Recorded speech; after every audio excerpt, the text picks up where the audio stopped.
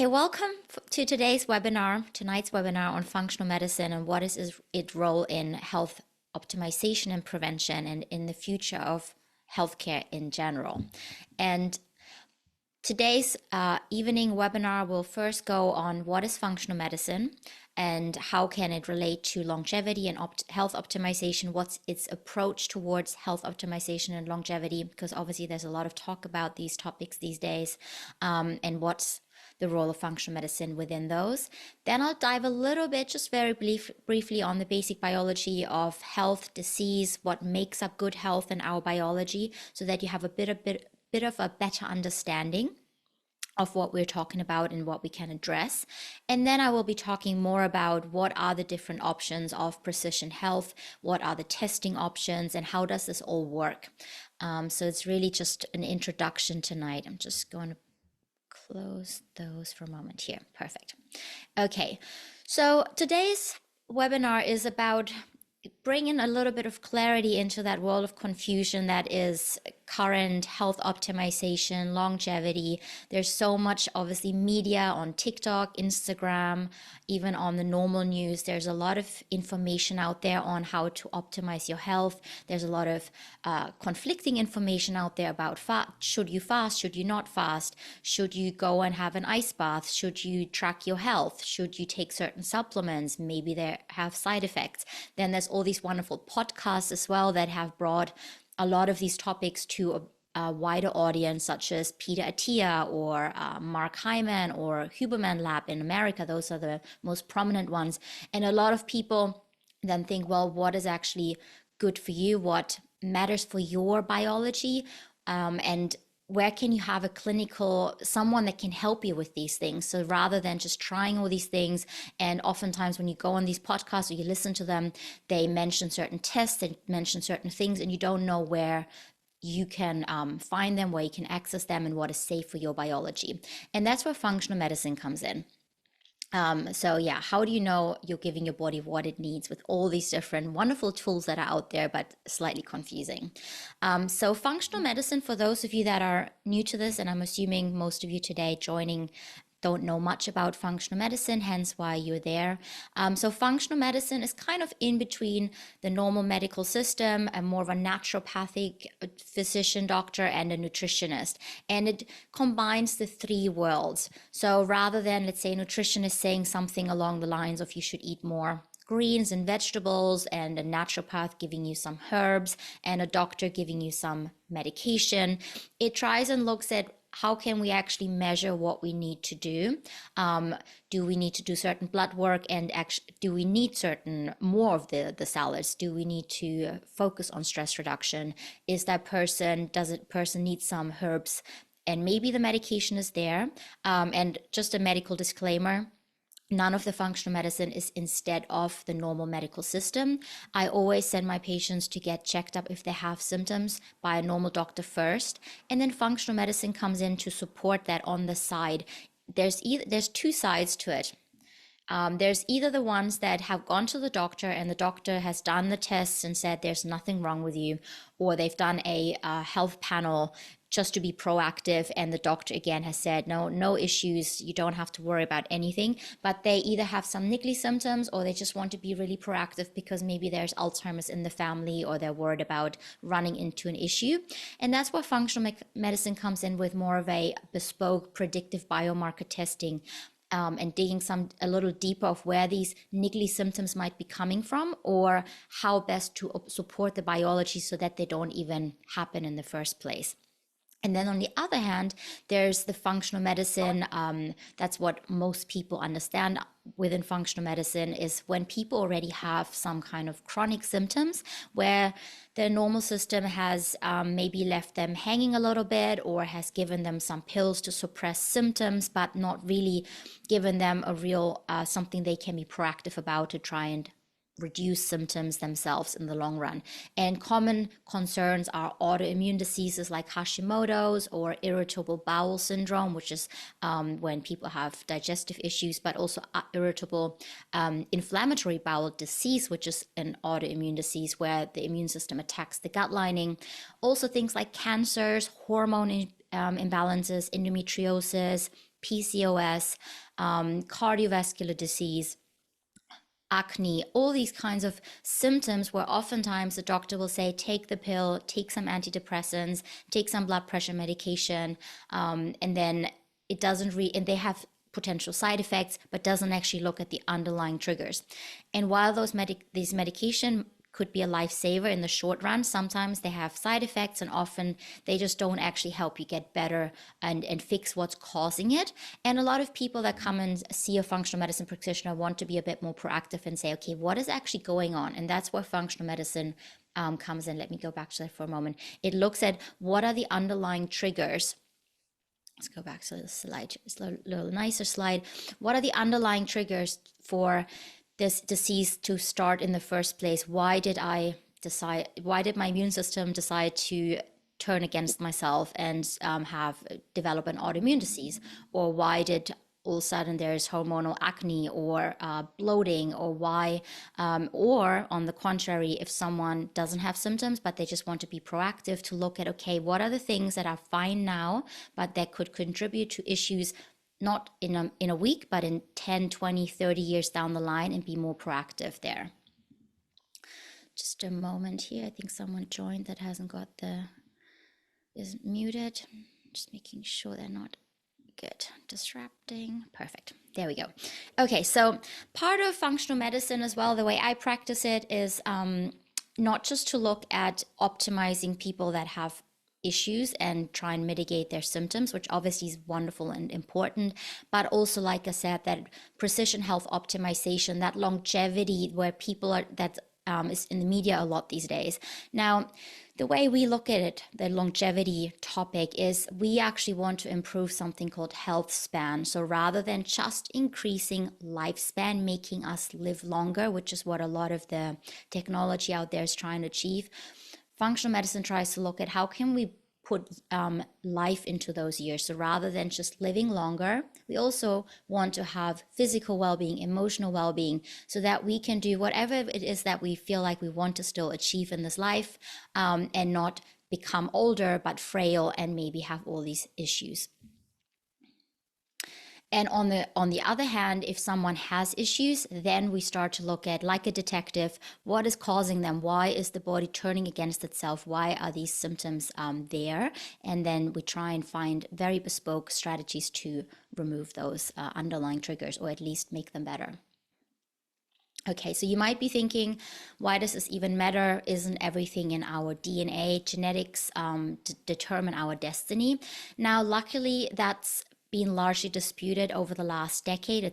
A lot of people are aware of this now. It's been out there for a while, that there's something called epigenetics that actually might be much more important, or largely important. So some people have a gene that really determines their health outcome directly from birth, or that there's nothing they really can do about it. But then a lot of the genes are actually just tiny mutations that can be influenced by our lifestyle.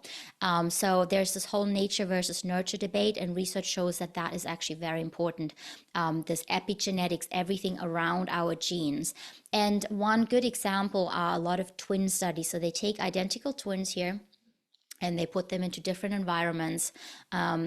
One in a loving, healthy, nurturing environment, the other one not so lucky.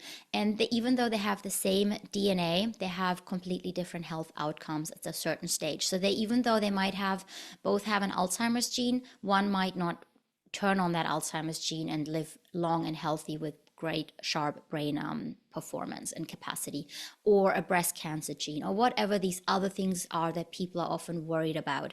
Now, genetics are only really or most of these genetics are more of a predisposition that show us where we have a weak link. And if we pull on that link, it will break. So we can really decide what we can do to optimize all of that. Okay, so that's where the next part comes in. It's precision health. So rather than, like I said in the beginning, just say eat some more salad, which is obviously wonderful, and do some stress reduction and get some sleep. All these things are actually really important.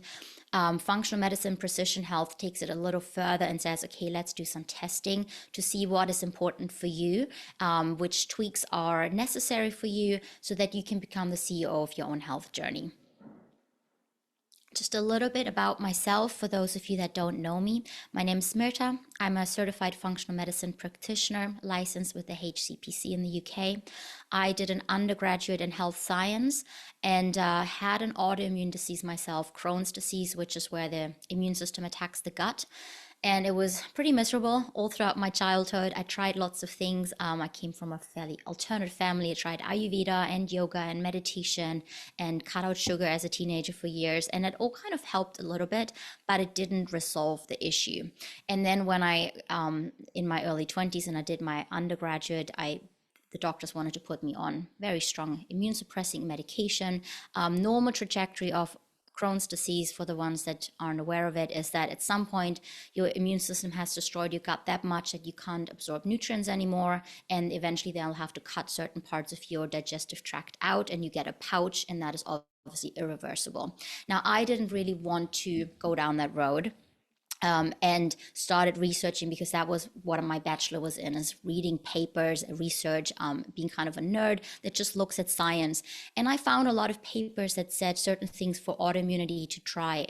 And I did them. That's knock on wood 15 years ago. And it put my autoimmunity, my Crohn's, in remission. And so then I started researching more and more. Functional medicine wasn't a big thing back then yet in Europe, in the UK. And so I didn't really, that there wasn't a kind of a term for it. There was something in America, Functional Medicine Institute and Functional Medicine University. I finally found that and started studying with them and did my postgraduate in 2017. I qualified from there. Okay. Quick medical disclaimer. Again, I did mention it before already, but I just want to hone in on that. It's really important to understand that none of today's topic is to be used as instead of going to a medical doctor, or in any way, shape or form saying that the normal medical system isn't good. It's just as an addition for maybe when you're wanting to look a little deeper or be a little more proactive. Okay, so I mentioned I'll be talking a little bit about the biology of optimal health and disease, just so that you understand a little more of what's going on, so that you can then start to make choices yourself, rather than just something someone tells you and then it doesn't really make sense, and then you usually forget about it. But once something makes sense and we understand, then most of us then can make educated choices and actually stick to it better. Okay, so the big word, longevity, big buzzword, lots of clinics opening up, which is wonderful. Like I said before, functional medicine looks at it from a slightly different lens. Rather than just increasing long life at all costs, including often magic pills that might have side effects and most likely have side effects, and just shortcutting through health, functional medicine looks at the underlying biology and says, okay, what can we do day to day to actually help make our soil all nice and fertile and healthy, so that we don't run into issues down the line. We live longer, we live better, without, sadly, a magic pill that just takes all these issues away. Usually those don't really work. So I'll be talking a little bit about what is actually legit, and what are the underlying factors for longevity or ill health. Okay, so we'll look at, in functional medicine, we always look at the root causes.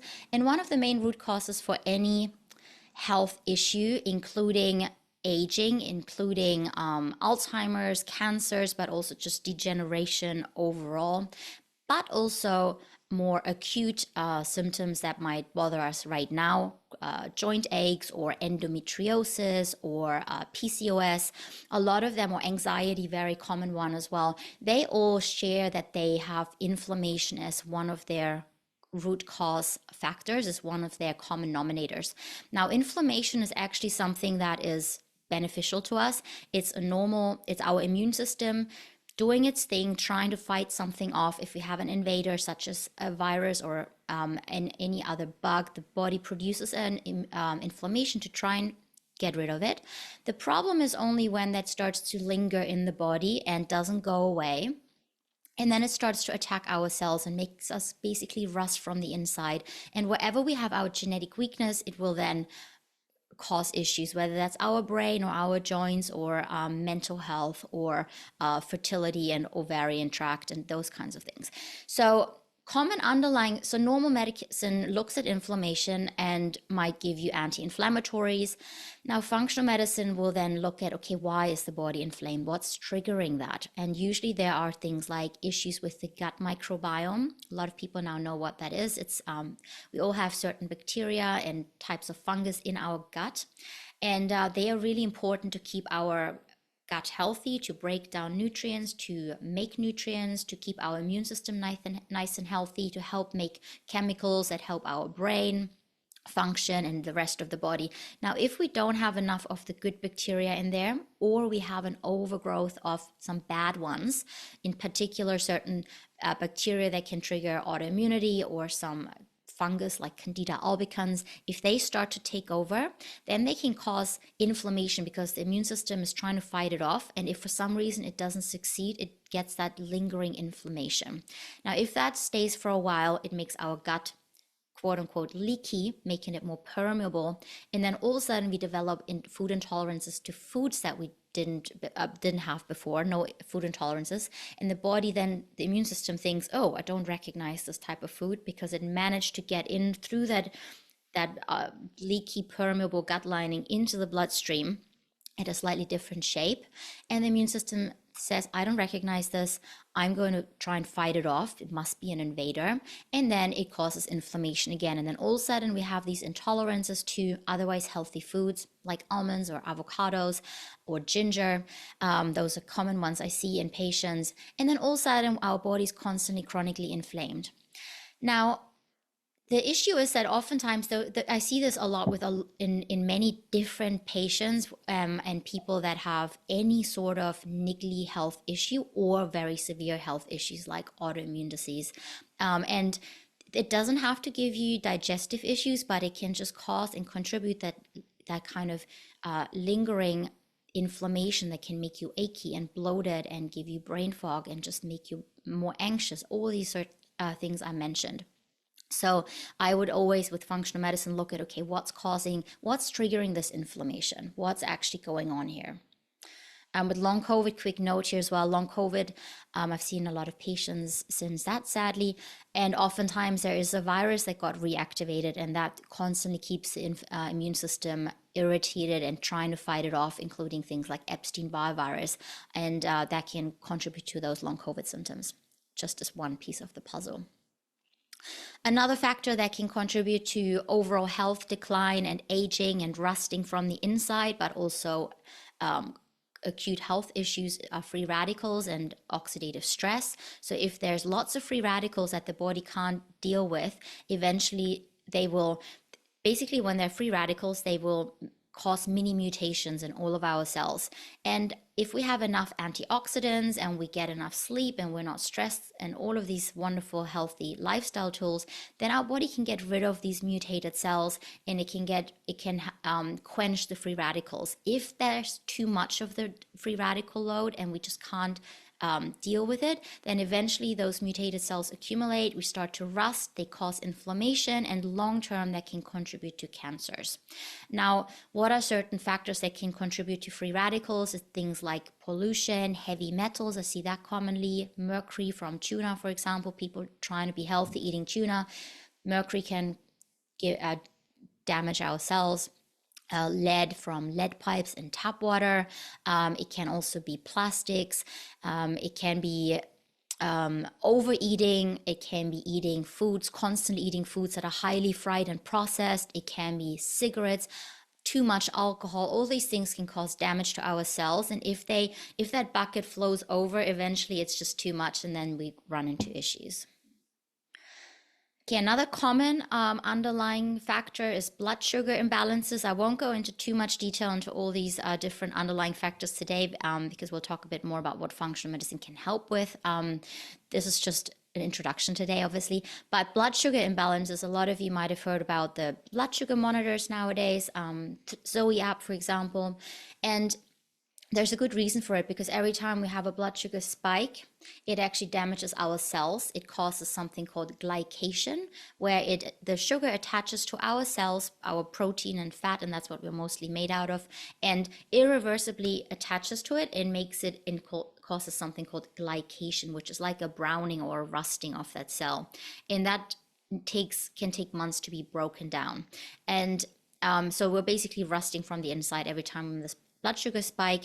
It also messes with our immune system, it messes with our hormones, and then long term, it can contribute to things like Alzheimer's and cardiovascular disease and belly fat and all these other things that might not what we want. Another factor that we look at in functional medicine, and that has been shown to contribute to faster aging, to reduce longevity, are things like not enough of certain nutrients. For example, omega-3s are important to quench inflammation.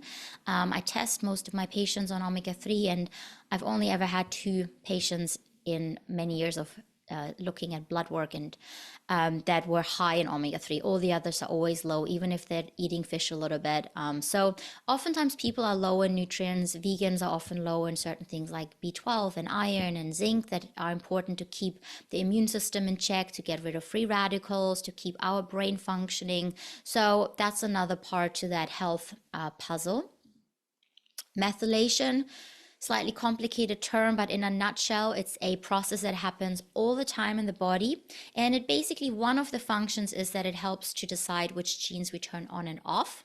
And like I said before, just because we have certain bad genes, we all have them, it might not mean that we are turning them on. And we can support methylation by healthy lifestyle choices, but also certain nutrients. And we can measure how well we're methylating. Other factors that are contributing to good health or ill health and aging is our hormones. So obviously, I know there's mostly women today in the talk. So, but I think one guy, hormone health, there's lots of hormones in the body, but the main ones that we usually think about are estrogen, progesterone, our thyroid, and they are really important, not just for our fertility, for our cycle, whether we have PMS or menopause issues, but they have effects everywhere. So estrogen, for example, is really important for bone health, for brain health. Progesterone is really important to quench inflammation, to keep our brain nice and functioning and stop things from overgrowing, such as cancers or fibroids and cysts. Our thyroid is really important to keep our cholesterol levels down and keep our cardiovascular system healthy. So they have not just the typical functions that a lot of people are aware of, but they have wide-reaching effects. So with functional medicine, we often look at, I always look at, what are these hormones doing? What's the thyroid panel? What are estrogen and progesterone at a certain part of the cycle? What is testosterone? Because they have such wide-reaching effects. Stress levels as well, they have wide-reaching effects. If we're pumping out too much of that stress hormone cortisol at the wrong times of the day, when it should slowly come down, then it can contribute to that rusting of the inside. It just depletes our whole body, and we can't rest, digest, and heal. Okay, so what do all these things have to do with aging, longevity, and health span? So if we are obviously, if things inside, I always compare it to a machinery of different cogwheels. They need to run really smoothly. Now, if one of them doesn't work that well, like inflammation or hormone imbalances or not having the right nutrients, everything starts to not work that well anymore. It's like some sludge going in there, some rust, and then nothing works that well. And it has wide-reaching effects on not just our short-term. Do we look well? Do we have belly fat? Is our skin aging nicely? Is our mood and performance good? But also long-term cardiovascular, cancer, Alzheimer's, those kinds of things, and the quality of life. So it's usually this whole underlying puzzle, all these cogwheels. We look at, in functional medicine, we just look at all these different wheels and make sure they all run really super smooth. Okay, so how do you know you're doing it right? And that's the part that is, in a way, probably most important today, and we'll open up to questions at the end anyhow.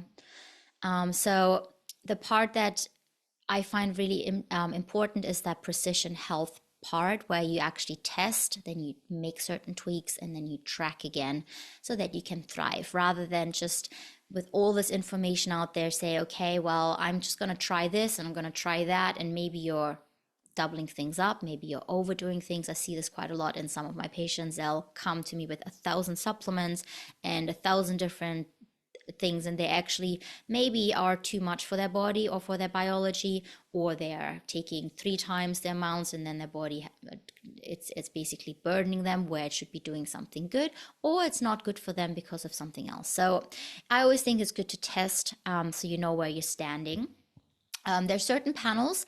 There's certain predictive biomarkers, as they call them, where they've been shown to be linked to have a wide-reaching effect to all sorts of health issues down the line, like I mentioned before as well, the inflammation and those kinds of things. So I usually like to test everyone on those panels. They're just normal blood work that if the GP is nice and open-minded, they will be running them, or you can go and get them with, nowadays there's so many testing companies, Randox, and you can get them anywhere really. But the difference is then that there's a difference between normal and optimal ranges, and that's where the kind of nuances come into play. So a good example is ferritin. Now, ferritin is a very simple blood marker. It tests iron storage. And the normal range, if you go to a doctor, they test, let's say someone feels fatigued, or they have hair loss, or they look really pale, they have heavy periods. All these symptoms are kind of indicative of maybe there might be an low iron levels. They go to the doctor, and they says actually, and they test the ferritin, but then they say everything's fine because you're maybe, see here, normal range. Let me admit someone else. Just give me a second here. I'll go through the questions later. Okay, so, oh, sorry, I'm gonna just go back. There was a question. Do you do your own testing or analyze GP test results? Yeah, so we're getting to that in a second. Good question. Okay, so basically you go to the doctor, you feel tired, your hair is falling out, all these kinds of things, but then they say your iron is perfect or it's normal. But research actually shows that to optimally, if you have enough iron, then your body can make the right amount of red blood cells to send oxygen to your cells. And we need that oxygen to obviously have energy everywhere. In each cell, we need that. And to have the optimal results, we want to be between 70 and 80. Big difference. So I commonly see in my female patients that still have a cycle and still have a period, because they lose blood every month, they will likely be somewhere in the 20, 30, 40 range. Now, if someone eats meat regularly and their periods are light, then I see that also quite commonly, then they are in the optimal range, which is perfect. However, often women have heavy periods because they have some hormone imbalances. Maybe there's some certain cysts and fibroids, endometriosis that they're not aware of, or there's just a slight estrogen dominance in the second part of the cycle that makes the lining a little thicker, and then they shed more.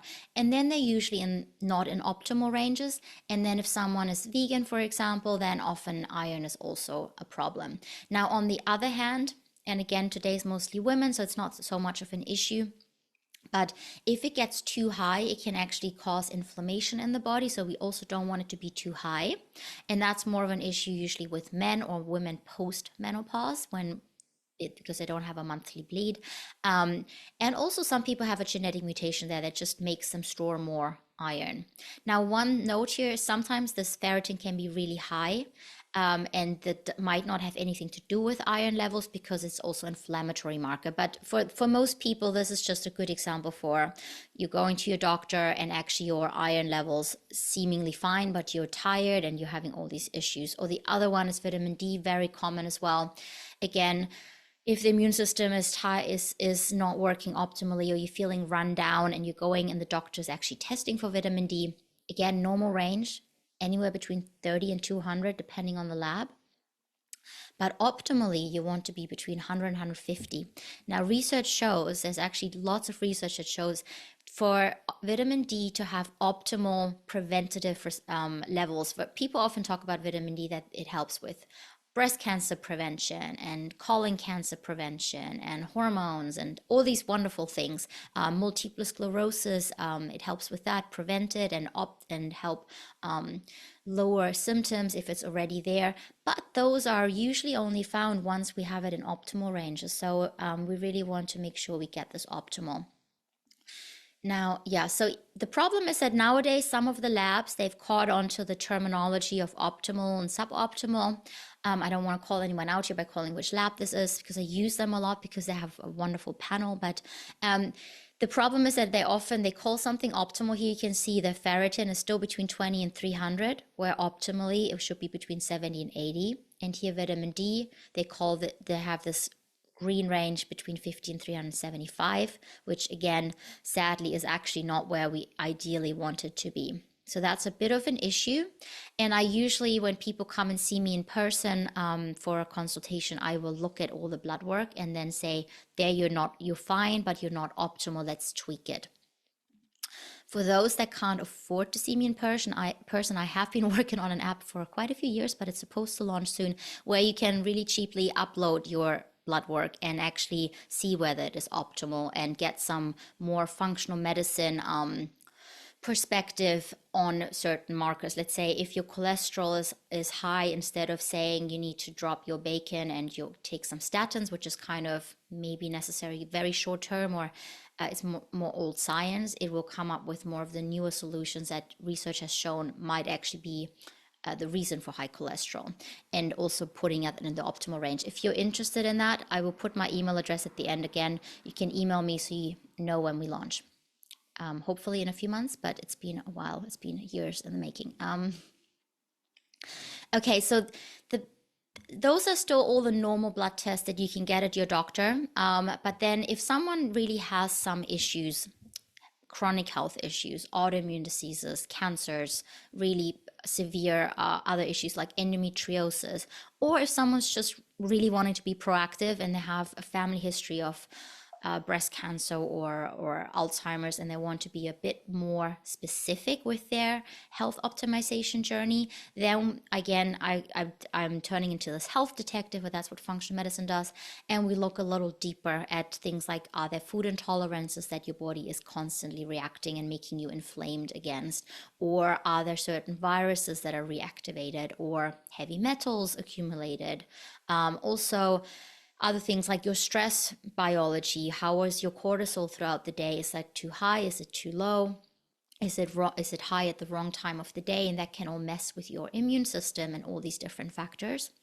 And then also other tests like comprehensive stool analysis to see what's going on in your gut, or tests for things like mold and candida, this fungal overgrowth, your mitochondrial health. So there's lots of tests that one can do to dig a little deeper. And in particular, if someone has chronic issues, there's usually at least one or two that need to be done to have a better understanding what is going on. And for people that just want to be proactive, often just the predictive biomarkers, the normal labs, and then looking at them through a stricter lens can already be a good start. Okay, one test, again, mostly women today. So what I want to quickly show is a test that I like a lot. It's called a Dutch test. It's a dried urine test. And it looks fairly complicated, but the main thing I want to show here is that here you can see estrogen. These are the main estrogens. But what research shows is that it's actually not only how much estrogen we have in total, but it might even be more important to see how the body is breaking estrogens down. And there are three pathways. And this one here is a protective one. This one here, sadly, is kind of very reactive once it gets to that point, and can damage our DNA, which if that happens for a long time and too much, then it can contribute to cancers, for example. And then this one here can also, it's very active and very strong, and it can contribute to a lot of estrogen dominant symptoms. So sometimes women go and they get their blood work done and their estrogen levels are quote unquote fine, even if they tested at the right time of the month, which is also part of the more in-depth puzzle. But it could be that their body's breaking it down into the not so good versions. Now, also, I use this test, and just as an example, when someone has a history of breast cancer in the family, for example, and they want to see what their estrogen is doing.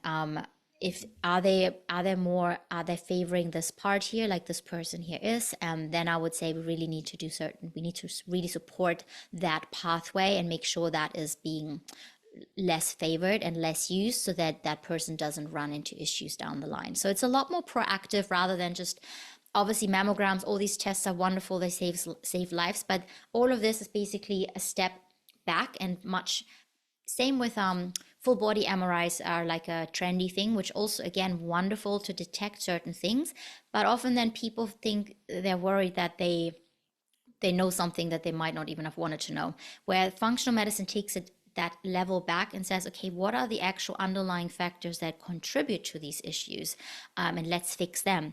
Is there faulty estrogen metabolism? Okay, then let's look at what is causing that, and that often can be things like stress and lifestyle choices and dietary choices, and there can be we can make certain changes in our cosmetics, in certain herbs, and really support these things. So you can also, if you're interested, where your weak DNA genetic weaknesses lie, your predispositions. I also run a DNA health analysis. Again, it's from a functional medicine perspective, so it's no doom and gloom. These are your issues. It's more meant to be empowering, to say, okay, you may be more prone to blood sugar imbalances, so let's test what is your blood sugar doing. Or you're more prone to having gut infections, let's test if that is an issue for you. Or some people are more prone to peeing out zinc and B6 when they're stressed out. So then I would, instead of saying take all these supplements, which is sadly what some DNA companies do, I would say let's actually look at what's your body doing, what is your biology doing now, because often what I find is that people intuitively do the right things. So I've done a ton of DNA testing, and then I measure their actual blood work and all of that, and they haven't turned on the bad genes. They intuitively knew that they needed to eat more of something, or drink less coffee, because some people can't break it down that well, things like that. But yeah, so this one, any of my patients, I do this for free. They just have to buy the DNA kit with 23andMe or Ancestry, which is fairly cheap, £50 or so, and then I run it through my very extensive DNA health panel, just so that we have a better understanding. But it's completely optional. It's not, I don't have to do that with everyone. Okay, so I briefly mentioned it in the beginning. We're almost finishing now, but what sorts of conditions can functional medicine help with? So I mentioned before, someone that might just want to optimize and still has lots of things they want to do.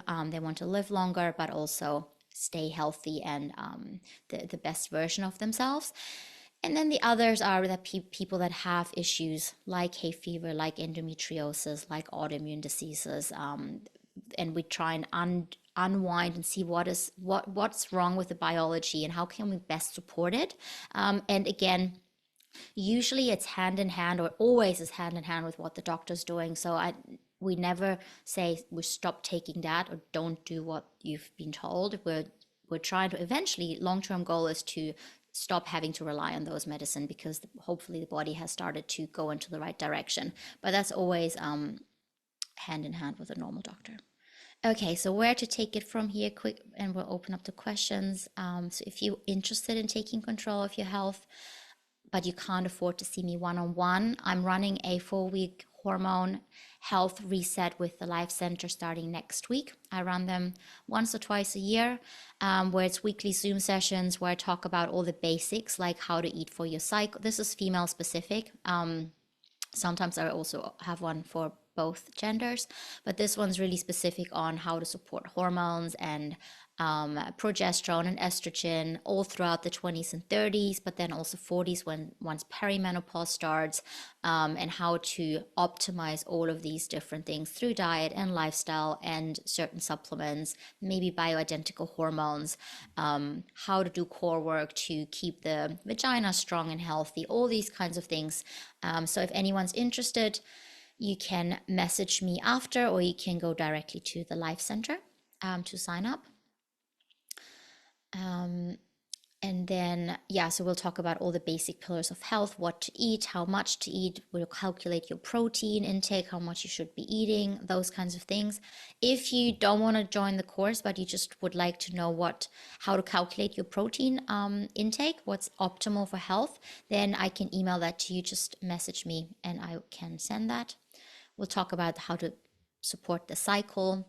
I have some other online courses as well on different topics that are recorded. Basic Pillars of Health, that's for both genders. One is called the Muffin Top Reset, where I talked about belly fat, how that's linked to issues and how we can support that, people that are skinny fat. And yeah, there's lots of different courses. You can have a look online and get 20% off. Okay. And obviously you can talk to me one-on-one. Okay, so now I will be opening up to questions. Let